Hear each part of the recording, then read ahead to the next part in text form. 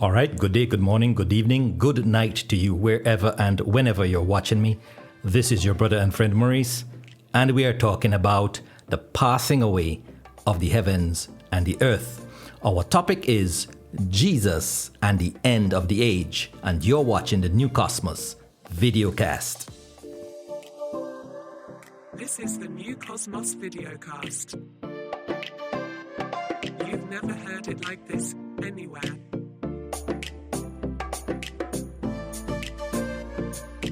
Welcome.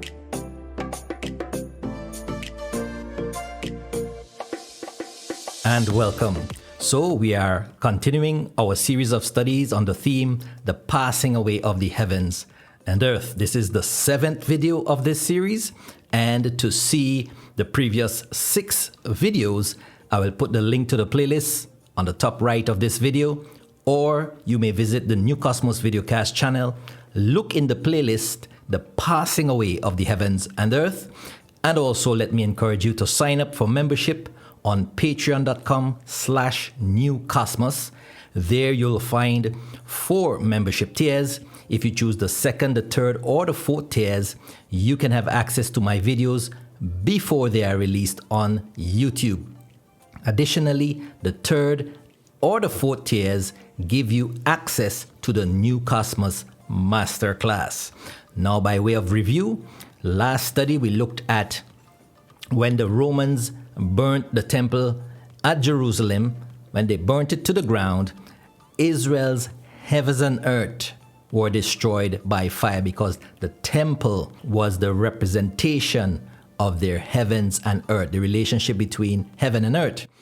And the elements of the temple, like the furniture, the priesthood, the old covenant statutes, the ordinances, the laws, all the things associated with that temple were the elements which were destroyed by fire, as we found in 2 Peter chapter 3. As well, the earth or the land of Jerusalem, with its inhabitants, was burned by fire. And that fiery destruction was a powerful symbol of God's judgment upon the system of death, the system of condemnation, bringing it to its completion so that God could now establish, or at least then establish, the new system, the new cosmos in which life reigns, according to Romans 5. So we are going to look today at Jesus and the end of the age. Jesus and the end of the age. Now, it may surprise some of you to learn that Jesus actually outlined the passing of the heavens and earth in quite a bit of detail. And he did this in Matthew chapter 24, Mark 13, and Luke 21. Those 3 chapters, if you read them, you can get, or maybe you have read them already, but you never really realized he was talking about the passing of the heavens and earth, or the end of the age, right? But we'll look at, in this study, Matthew 24, and in some detail in the next study, right? So we begin to look at it in this study, and we'll go into a bit more detail in the next study. So Jesus was an old covenant prophet, and like Isaiah, who predicted the passing of Babylon's heavens and earth in 540 BC, Jesus was the old covenant prophet that predicted the passing of Israel's heavens and earth, which occurred in the year 70. So let's look at how Jesus predicted, how Jesus was the herald of the passing of Jerusalem's heavens and earth. And so we go to our Bible, and we're going to be looking at Matthew 24, and as I said, we're going to do like an overview in this study, and in the next study, we will look in more detail, all right? So we begin in Matthew 24, and reading from verse 1, it says, Jesus left the temple and was going away when his disciples came to point out to him the buildings of the temple, right? The disciples came to point out to him the buildings of the temple, but he answered them, you see all these, do you not? truly I say to you, there will not be left here one stone upon another that will not be thrown down. Now, remember what we learned about Israel's temple. What we learned about the old covenant temple. Remember when we looked at the series, God's temple of the heavens and the earth. All right. Now, if you haven't watched that study, I will put the link on the top right here. Okay. Right here, I put a link to that study. God's temple of the heavens and earth. Because in that series, we learned that the temple, the old covenant temple, well, starting actually way back in the Garden of Eden, followed by Moses' wilderness sanctuary, followed by Solomon's temple, and replicated with the Zerubbabel temple, which became known as the Herod's temple, which was in the time of Jesus. Those temples were laid out, the sanctuary were laid out to depict the heavens and earth, the covenant heavens and earth, right? So we remember that the most holy place was the heaven of God, right? The most holy place was the heaven of God, and the holy place was the heaven of the priesthood, and those two holy places were the heavens, right? These were how God communicated to the earth, which were the covenant people, right? In the courtyard, the earth was represented by the courtyard. These were the covenant people, right? So the temple depicted the heavens and the earth. So when Jesus spoke about the buildings, referred to the buildings of the temple and said that these will be basically destroyed. He said there will not be left here one stone upon. He was talking about the destruction of Israel's heavens and earth, okay? There would be the sign of the destruction of Israel's heavens and earth, because those buildings were not just buildings per se. They represented, right, Israel's entire covenant relationship to heaven, good, to God. So let's go on to verse 3. And as he sat on the Mount of Olives, the disciples came to him privately. And if you read Mark chapter 13, Mark 13 verse 3, you'll see those disciples were Peter, James, John, and Andrew. Okay, so these four disciples came to him saying, "Tell us, when will these things be?" Okay, these things be. When will these things be? What will be the sign of your coming and of the end of the age? Okay, so we have when will these things be? The sign of your coming. Now, this word coming is the word parousia, which actually means presence. Okay. Let me just demonstrate that to you. Let's look, for example, in the Concordant Literal Version. Look what it says. What is the sign of thy presence? Let's look at the Young's Literal Translation. It says, and what is the sign of thy presence? All right. And actually, if we look at our interlinear as well, the interlinear, and we go to Matthew 24 and verse 3. Okay, it says, and as was sitting now he upon the Mount Olives, came to him the disciples in private, saying, "Tell us when these things will be, and what is the sign of your coming?" Okay, now look at the word here. It's parousias, right? Let's click on it and let's get the definition here. All right, we go all the way down here for the definition. It says being present. All right, coming, arrival, advent.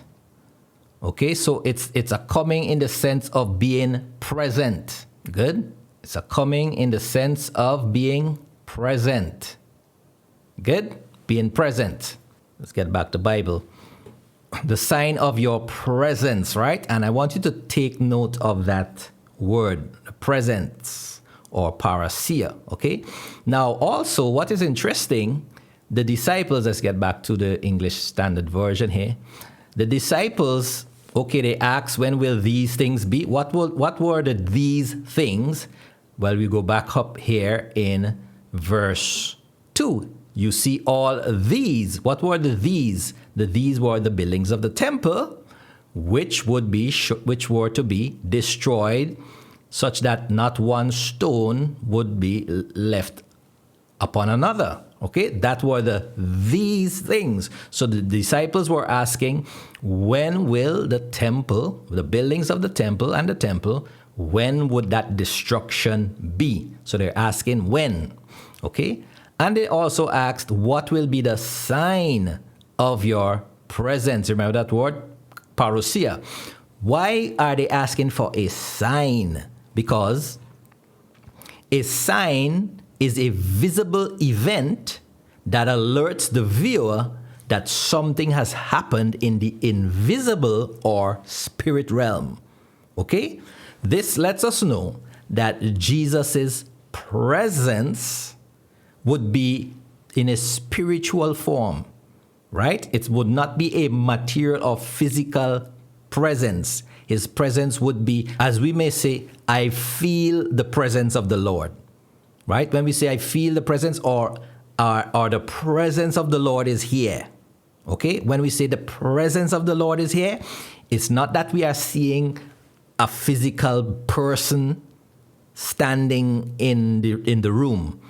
What we actually mean by various signs, we can say that the presence of the Lord is here. Maybe because the people are happy, they are joyful, or maybe they are in a spirit of repentance or whatever, right? Or a spirit of prayer or a spirit of worship. Then people say, Christians would say, believers would say, the presence of the Lord is here. So the presence is always something spiritual. Okay? And so the signs alert you or tell you that the presence is there. So that's why they're asking for the sign of his presence. Good? So right away, you're letting us know that Jesus' presence or his coming was not something that was going to be easily discerned. Okay? You have to discern it through the sign. Okay?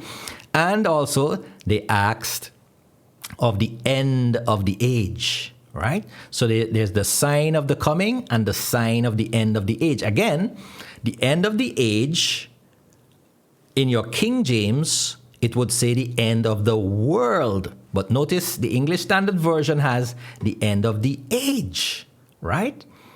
Also, most modern translations would put it as the end of the age. For example, let's look at the New American Standard Bible. It says here, and of the end of the age, right?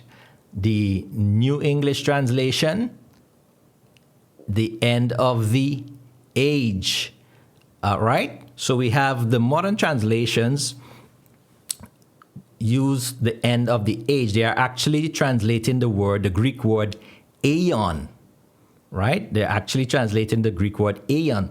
So again, let's go back to our interlinear here. And so Matthew 24, verse 3, when these things will be, and what is the sign of your coming? That's parousia, we just looked at that. And the consummation of the age, and the word there is aeonos or aeon. We click on it. It tells us that it's an age. Come down here for a bit more. It is a space of time, a lifetime, a generation, a period of history, right? A long period, okay? An age, well, it can be eternity because they're asking for the end of the age, right? So in this case, eternity wouldn't apply. So it's an age, a long period, a period of time. Good? So that is what they were asking for. They were asking for when this particular age would end. Okay, this particular age. So what age were the disciples and Christ in? At the time they asked that question, what age were they in? They were in the Old Covenant age, right? They were in the age of the Jerusalem temple under the administration of the Old Covenant law with Moses as the mediator, right? That was the age that they were in. But that age was coming to an end. And so they asked for the sign of its end. They asked for when would the temple buildings be destroyed and what would be the sign to let them know that Jesus was present. Now, this also, let's deal with this sign of the presence, because this is something that's more familiar with the Old Covenant people, right? But the sign of the presence of the Lord, especially when the Lord came in judgment, his presence was there through that army which he commandeered to punish whatever nation or kingdom. All right, so for example, if we look at Isaiah chapter 19, right? Isaiah chapter 19, you see, you have to have all of this background to the conversation that Jesus was having with his disciples, because all of them were Jews. Not only were they all Jews, but they were all Old Covenant Jews, right? Not only were they all Old Covenant Jews, but they were all students of the scriptures, because Jesus was their rabbi, okay? So Jesus was their rabbi, and Jesus taught them the law and the prophets, okay? He taught them Isaiah, he taught them Daniel, he taught them Ezekiel, he taught them Jeremiah. Okay, so when they're having this conversation now, they have all of that background, which we do not realize. Okay, so they don't have to spell out everything. Okay, but we listening, we are not aware of all of this background going on. Okay, but let's look at Isaiah 19, for example. It says here, an oracle concerning Egypt, right? So this Isaiah 19 is concerning Egypt. It says, behold, the Lord is riding on a swift cloud and comes to Egypt. Okay, so here we have a coming of the Lord on the clouds of heaven to Egypt. Okay, so this is something that occurred more than 500 or 600 years before the time of the disciples, right? So this was a historical event to them. But you had the Lord coming on a cloud to Egypt, right? And it says, the idols of Egypt will tremble at his presence, and the heart of the Egyptians will melt within them. It says, I will stir up Egyptian against Egyptian. So God is saying he will cause the Egyptians to have a civil war. They will fight each against one another, and each against his neighbor, city against city, kingdom against kingdom, right? So you notice what is happening at this coming of the Lord to Egypt. It begins with a civil war in Egypt, right? Now that sounds something similar to what Jerusalem experienced in 66 leading up to 70. The destruction of Jerusalem actually began with a civil war. But anyway, so we had the coming of the Lord to Egypt began with a civil war in Egypt. Good? It says, and the spirit of the Egyptians within them will be emptied out, and I will confound their counsel. They will inquire of the idols and sorcerers and the mediums and the necromancers, and I will give over, now notice, at the coming of the Lord on the clouds to Egypt, it says, I, the Lord, will give over the Egyptians into the hand of a hard master. A fierce king will rule over them. So notice, at the coming of the Lord to Egypt, first began with a civil war, and then eventually a ruler or a king of another nation took over or ruled over them, and this would be Nebuchadnezzar most likely, Nebuchadnezzar of Babylon. Babylon conquered Egypt. Good? So you notice at the coming of the Lord and the clouds to Egypt, you had a civil war, and finally you had Egypt being overrun, defeated by an enemy nation, and become subservient to that nation. Good? Now, look at verse 1. The Lord is riding on a swift cloud, comes to Egypt, and the idols of Egypt will tremble at his presence. Okay? His presence. Now you remember, here you have a coming of the Lord to Egypt, and his presence is manifested. Well, how was his presence manifested?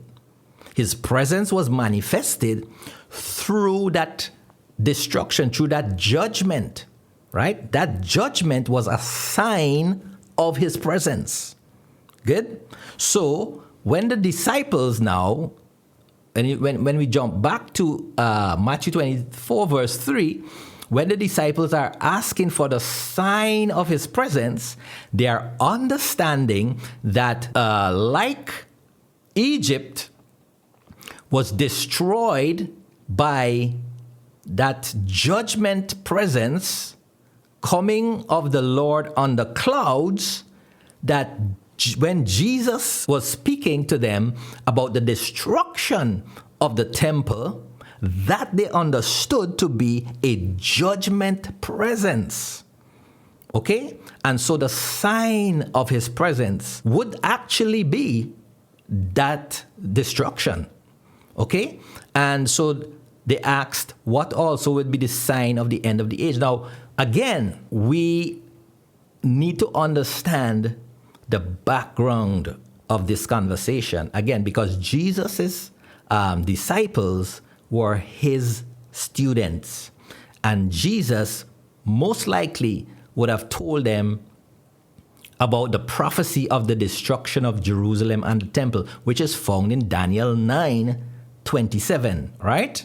Daniel 9:27, so let's go there and look at the prophecy which is given concerning the destruction of Jerusalem and its temple, right? Now, this would be the second temple which was standing in the time of Jesus and his disciples, right? So it's not 27, it's actually verse 26, right? Jesus must have told his disciples about this prophecy, because in Matthew 24, Jesus actually tells them, whoso reads Daniel, let him understand. Good? So he can't be speaking of some of a prophecy in Daniel which his disciples know nothing about. Good? He actually refers to Daniel in his conversation with them in that same Matthew 24. But look at Daniel 9:26. It says, after the 62 weeks, an anointed one, which is, this word anointed means Messiah. All right? Let's look at it in the King James. So it says, after the 62 weeks shall Messiah, right? This is the anointed one, which is Christ. Messiah shall be cut off, right? So we're talking here about the crucifixion of Jesus. Okay? So the crucifixion of Jesus happened in the year 30. Here's Daniel, some 600 years before, giving the prophecy. Okay? Messiah was cut off. So Messiah was cut off in the year 30, not for himself. The people of the prince that shall come shall destroy. Now, look at after the crucifixion of the Messiah, what would happen next? You would have the destruction of the city and the sanctuary. Okay? So you notice that?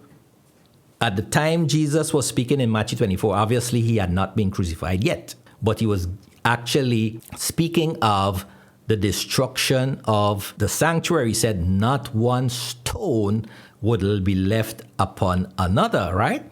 And he was getting his information from Daniel 9:26, because it says there clearly the city and the sanctuary would be destroyed. And what would happen next? It says the end thereof shall be with a flood. Okay? So you have the end, meaning specifically the end of the city and the sanctuary. right? The end of the city and the sanctuary will be with a flood. Now, a flood here is a symbolic word for an army. You look in the Old Testament scriptures, you'll find the prophets refer to armies as a flood of people, a flood of warriors. Okay? And so that Jerusalem is predicted to be overrun and the city and the sanctuary destroyed. And it says, and to the end of the war, desolations are determined, right? Now, it says here in verse 27, and he shall confirm the covenant with many for 1 week. So that's talking about Jesus establishing the new covenant. And in the middle of the week, he shall cause the sacrifice and the oblation to cease. Jesus, by his perfect sacrifice, ended the sacrificial system, okay, of the old covenant. For the overspreading of abominations, he shall make it desolate, even unto the consummation. Now, this consummation here is actually the end of the age, right? Let's look at it in the lexicon. The word is kala. It means completion, termination, full end. Okay? So notice, what was the consummation that was being spoken of here now? The sacrifice and the oblation. So that's the old covenant system, right? So that was the age that would end, right? Because for how many years, you remember the word eon we looked at the definition, was a long period of time, right? So for hundreds of years, well, if you go all the way back to Adam, it would be thousands of years, God's people were under this sacrifice and oblation system, right? But there was coming a time when that system would meet its consummation. And its consummation would come at the destruction of the city and the sanctuary, which in itself was going to be destroyed with a flood. And that flood would be the flood of the armies and the mercenaries and the rebels, right? That war which began in 66 and ended in the year 70 with the destruction of the city and the sanctuary. Good. So here we have Daniel 26 and 27 giving a broad overview of the end of the age. Good. So basically when we go back to Matthew 24 verse 3, what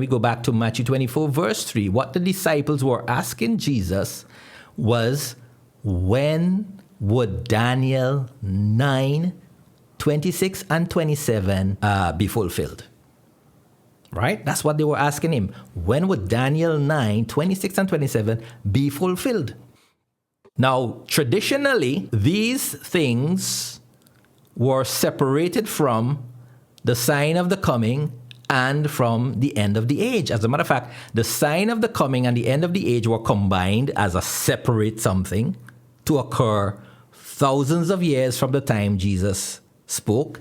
And some folks will say, that these things would refer to the destruction of Jerusalem. So the destruction of Jerusalem was, in the modern interpretation, the destruction of Jerusalem, it is looked at as separate from the coming or the presence and the end of the world, because you're going by the King James now. So they're looking at the end of the world and the sign of his coming.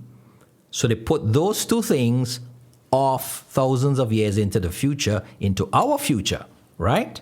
But when the disciples asked these three things, they were not asking them as three necessarily things separated by thousands of years. They understood that all of this was Daniel 9, 26 and 27, right? You had the destruction of the city and the sanctuary. You had the sign of the coming as the coming of the Lord on the clouds, the presence of the Lord at that judgment destruction, similar to what we have in Isaiah 19. And that would bring about the end of the age as predicted in Daniel 9, 26 and 27, where you also had there the destruction of the city and the sanctuary and the consummation of the old covenant age. All right? That was really what they were asking about. And, well, remember Jesus says he could not give them a date. He says no man knows the day or the hour, but he gave them the things that they could look for to know when this was near, right? But also remember, they were to see these signs. These signs were not for us 2,000 years later to look for. It was the signs that Jesus gave were for them to look for, right? And again, this is where you're coming into how you properly read the Bible. Because we have been so conditioned to put ourselves into the conversation. But remember, Jesus wasn't speaking to us. He was speaking to his 4 disciples. Okay? And so a lot of times when he says, when you shall see these things and you will see these things, I would put myself into it and say, yeah, I will see these things. Or we in the 21st century would see these things. Good? But when Jesus said you would see these things, he wasn't speaking about us. He was speaking about his disciples. Okay? So the sign was for the disciples to witness, right? Now, the disciples would be the ones who would witness the end of the age, right? As a matter of fact, when you read the writings of the apostles, they admitted that they were at the end of the age. For example, if we read 1 Corinthians 10, verse 11, look what it says. Now, these things happened to them, speaking of the Israelites in the wilderness. It says, these things happened to the Israelites in the wilderness as an example, but they were written down for our instruction. Okay? Let's read carefully now. They were written down for our instruction, on whom the ends of the ages has come. Now notice that, right? The ends of the ages had come in the time of the Corinthians. Okay? Normally when we read this, we would read it as the ends of the ages has come to us in the 21st century. But Paul wasn't writing to us in the 21st century. He was writing to the church in Corinth. And he was telling them that the things were written for their instruction, on whom the ends of the ages has come. If we read this in the modern literal version, look how it's written. Now all these things happened to them as examples, and they were written for our admonition, upon whom the ends of the ages have arrived. Okay, so Paul was cognizant that the end of the age had arrived. Okay, now it would be very ridiculous for us to say, well, the end of the ages, or the ends of the ages have arrived and have extended 2,000 years all the way into our time. Well, that would not really make sense. That would not be an end, right? So the end had to have come in that generation, which was what Jesus said in any case, right? Look at how Hebrews also talks about the end, right? So Hebrews 1, verses 1 and 2, long ago, at many times and in many ways, God spoke to our fathers by the prophets. Now, who were these our fathers? The fathers of the Hebrews, right? That's why the letter is addressed to the Hebrews, the Hebrew Christians, right? And the apostle is saying, he begins by establishing that God spoke to the Israelite fathers by the prophets. That's the old covenant prophets, right? The prophets like Moses, like Samuel, like David, like Isaiah, Ezekiel, Nehemiah, Jeremiah, etc., right? But look what it says in verse 2, but in these last days. Okay? Now, when you say these, you are meaning the present. Okay, but the present is not your present in the 21st century. The present was the present of the apostle who wrote the letter to the Hebrews. And we know that letter was written around the year 55, between the year 55 and at least 65, right? So that was 2,000 years ago. The last days had come, right? So if the last days had come, we have to ask the last days of what? It can't be the last days of the new covenant had come, because we are 2,000 years later and still continuing. It was the last days of the old covenant world, right? The old heavens and earth. The last days of that age had come. Good? And so that's how it clearly tells you that they were in the last days. Also, we have 1 John chapter 2, verse 18, clearly telling you that 1 John 2, verse 18, telling you that children, it is the last hour, right? And as you have heard that Antichrist is coming, so now many Antichrists have come. Therefore, we know that it is the last hour. So notice the apostles of Jesus were certain that they were in the last days. They were certain that they were in the end of the age. They were certain that it was the last hour. Why? Because that's the teaching, that was the teaching of Jesus. Now, was Jesus a false prophet? If you want to take that route, well, don't bother to read the Bible. Just pack up the Bible, put it on a shelf, throw it in a dustbin, because it makes no sense reading it if Jesus was a false prophet. But if Jesus was a true prophet, then the disciples were in the last hour, the end of the age had come, and it was the last days in their generation. And since that would be the case, then we know that all the things that Jesus predicted would come to pass in that generation, including the passing of the heavens and earth, including the end of the age, right? Including his parousia, or his coming in judgment to that old covenant people. The disciples nor Christ had any idea of a 2,000-year future end, a 2,000-year future last days, right? They spoke about the end, which was prophesied in the law and the prophets. They spoke about the last days, which were prophesied in the law and the prophets, which placed the end, which placed the last days in the time when the city and the temple were destroyed, as prophesied in Daniel 9, verse 26.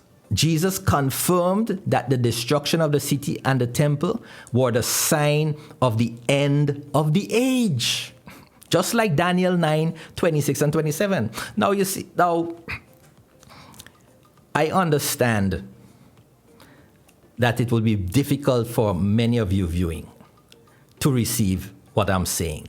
Because, you see, the narrative that we have been given, and we have received that narrative, we have believed that narrative, we have even shared that narrative, we have even debated that narrative. And so that narrative has been emotionally ingrained into us. And it is very difficult when you hear a different teaching.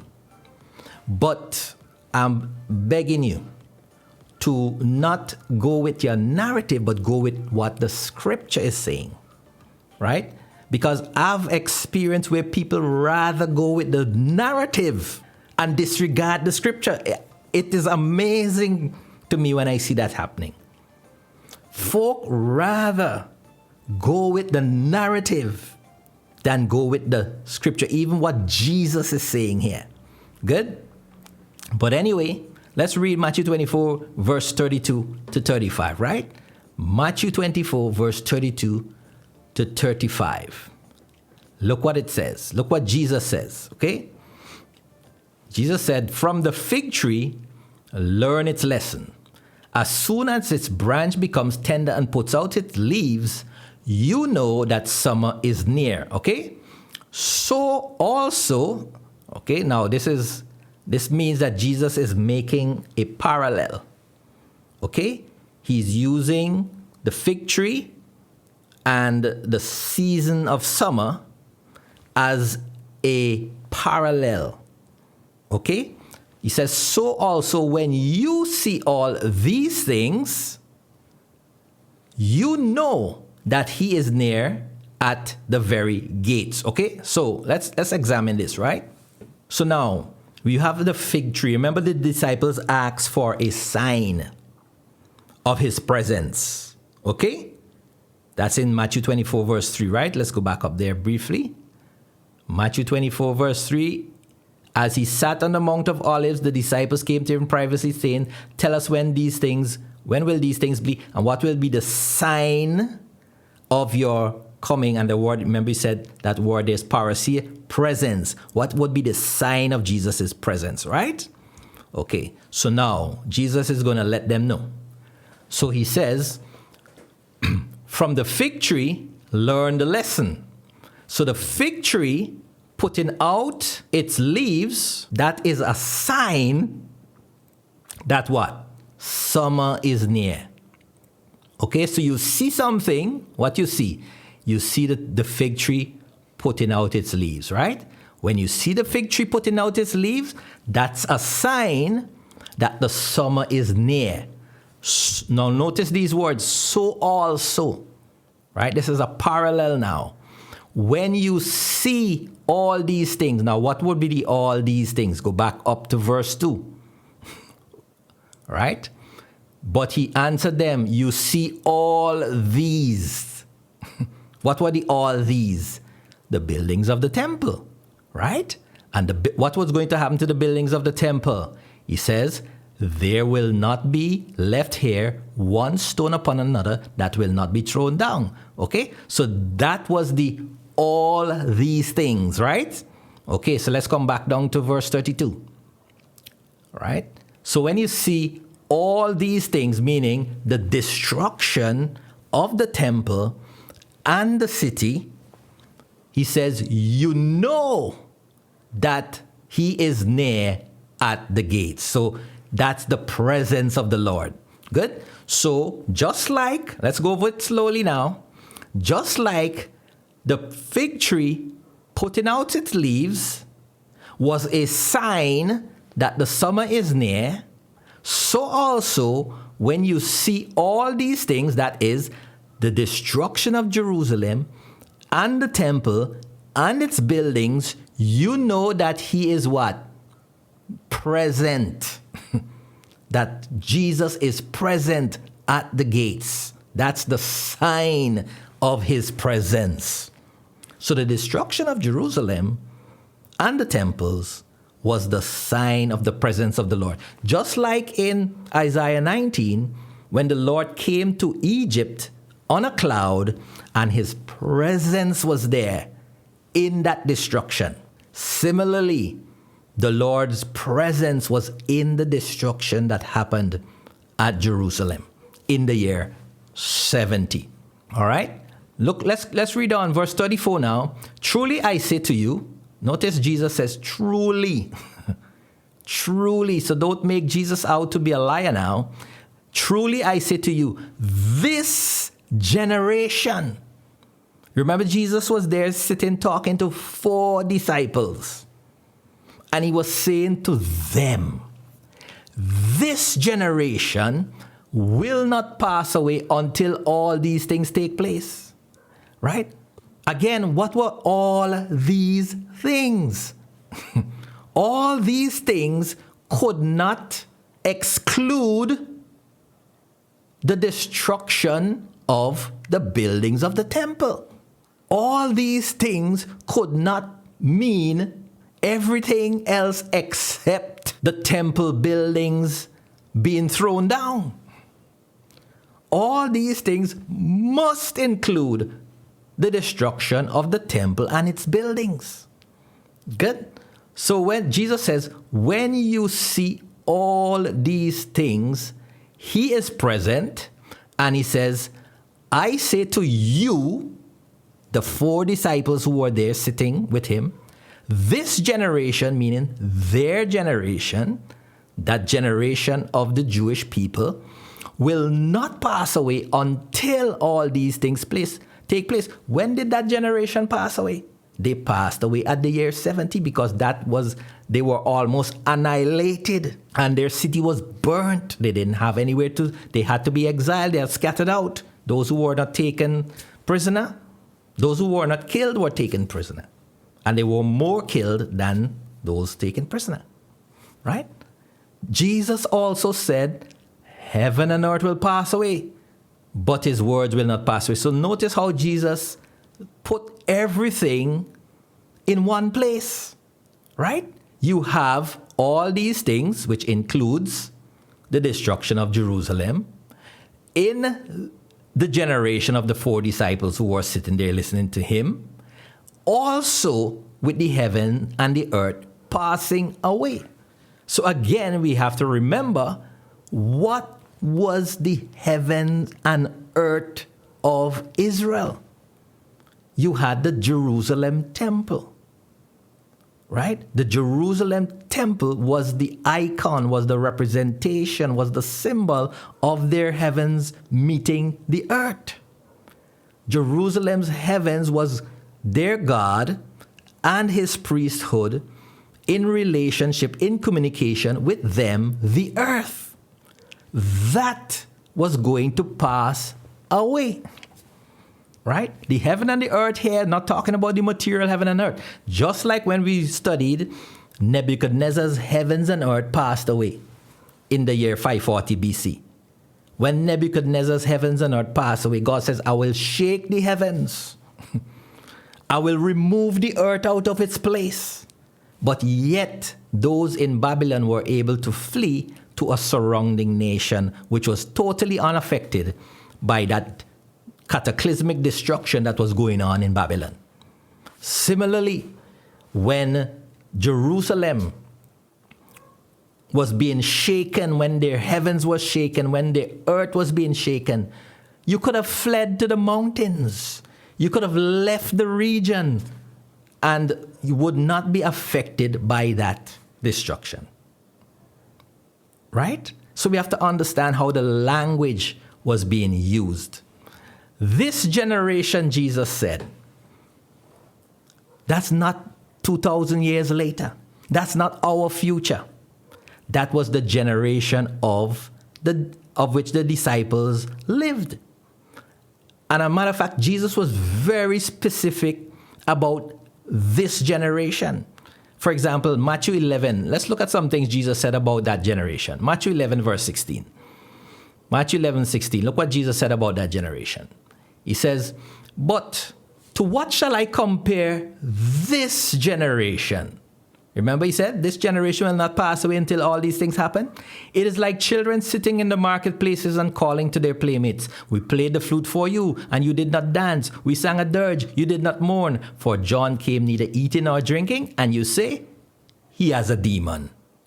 The Son of Man came eating and drinking, and they say, look at him, a glutton and a drunkard. So in other words, what Jesus was saying, this generation, God sent his message one way, they found an excuse to reject it. He sent it another way, they still find an excuse to reject it. Right? That was the generation Jesus was speaking about. Let's go over in chapter 12. Chapter 12, the next chapter. Look at verse 39 to 45. Let's look at how Jesus talks about that generation. But he answered them, an evil and adulterous generation. That was the generation. An evil and adulterous generation seeks for a sign, but no sign will be given to it except the sign of the prophet Jonah. For just as Jonah was 3 days and 3 nights in the belly of the great fish, so will the Son of Man be 3 days and 3 nights in the heart of the earth. Was that sign given to you, or was it given to the Jewish people in that generation? Yes, we can learn from it today. But it was not given to us. It was given to them. Let's read chapter 17, verse 17. Reading about this generation. Jesus answered, "O faithless and twisted generation." That was this generation that Jesus was talking about. "How long am I to be with you?" He wasn't speaking about all generations of all time. He was speaking about a specific generation. How long am I to be with you? Jesus was to be a specific time with that specific generation. How long am I to bear with you?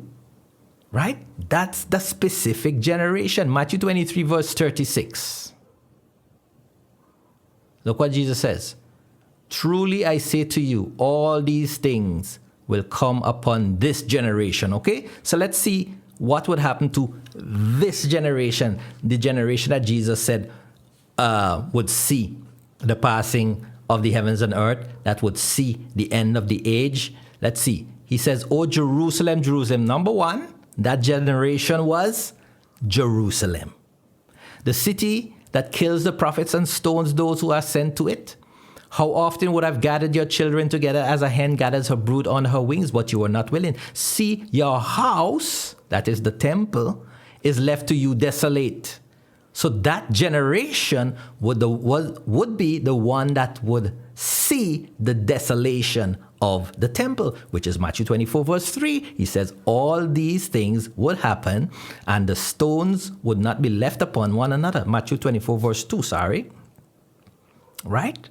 That was the generation that he was speaking about. Good? So, Matthew 24, Mark 13, Luke 21 record Jesus' predictions of the events leading up to not just the destruction of Jerusalem and its temple, but also the passing of the heavens and earth at the end of that age.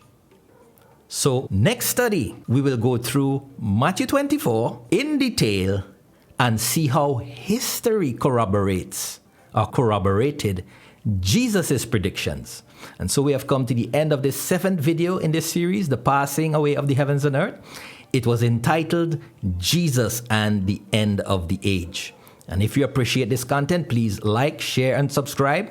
You may support the ministry by giving or becoming a Patreon member.